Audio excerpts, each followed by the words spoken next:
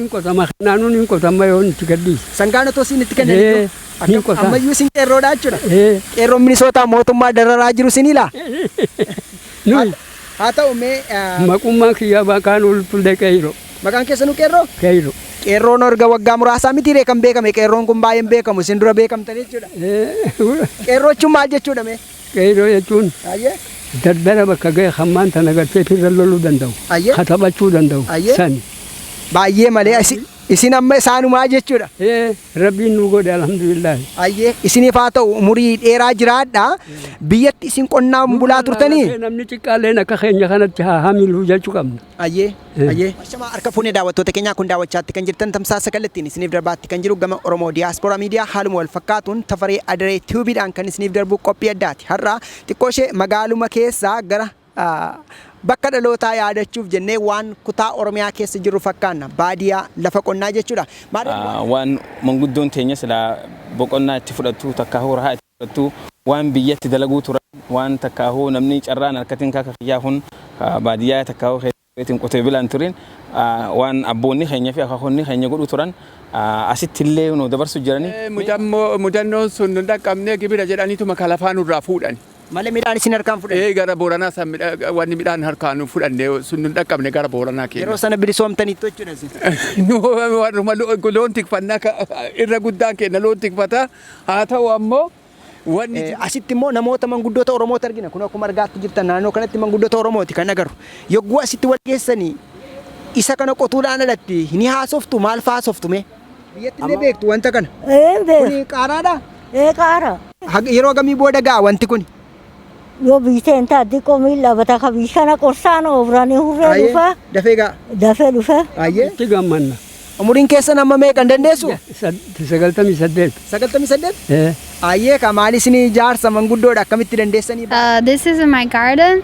You can see I have some tomatoes, peppers, and basil, and some water spinach, which is Chinese vegetable. Good. My last question here, as I said before, and as you said, there are many Oromo elders here who own different bed here, and they have different kinds of vegetables and fruits here. So, is there anything you learn from Oromo's culture? Anything, something special in terms of helping or in terms of their culture or something? Did you try to ask them? Of course, many of them they have language barriers, but how do you communicate them and something you learn from them? I do have a friend from my friend neighbor. Okay.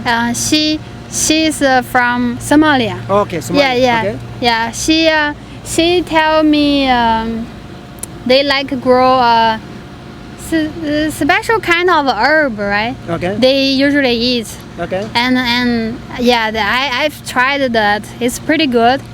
I forgot the name, but they teach me the spices they use, which is really different than what I usually grow, right? So I learned a lot of things from them. All right, thank you very much.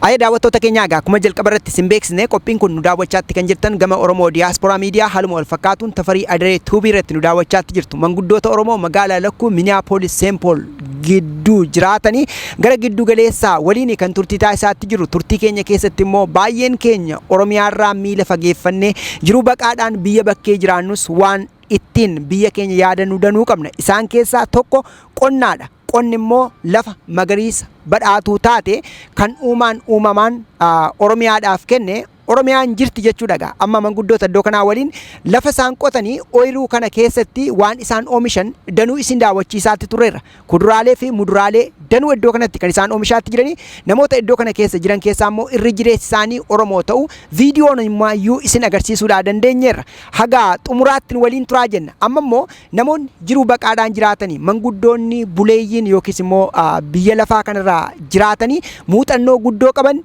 dhaamsa maalii qabu laata? Jireenya biyya bakkee kanoo akkamitti ilaalu?